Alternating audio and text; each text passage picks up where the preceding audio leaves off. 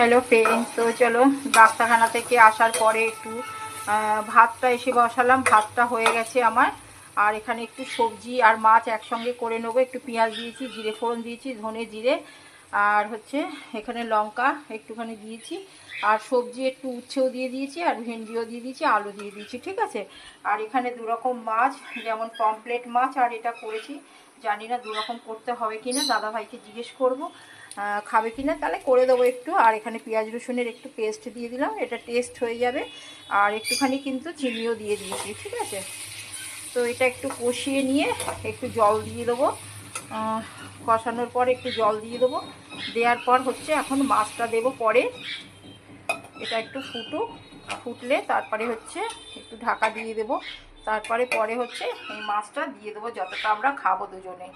আমার ঝোলটা টকবক করে ফুটছে। আর হচ্ছে আমি এখন মাছগুলো দিয়ে দেব। দিয়ে পার্শে মাছগুলো তোমার দাদাভাই খুব ভালোবাসে, ছোট ছোট মাছ ভালোবাসে। আমি কিন্তু অতটাও ভালোবাসি না। তো কি করব, কিছু করা যায় না। পমফ্লেট মাছটা আমার ছেলে ভালোবাসে। তো এই রকম আর কি রান্না আমাদের। একবারে এরকম রান্নাটা করে নিলাম একদম সিম্পলভাবে। আমি বেশি ঝামেলা করলাম না। আমি তো বললাম ডাক্তারখানায় গেছিলাম, বাড়ি ছিলাম না, ঠিক আছে।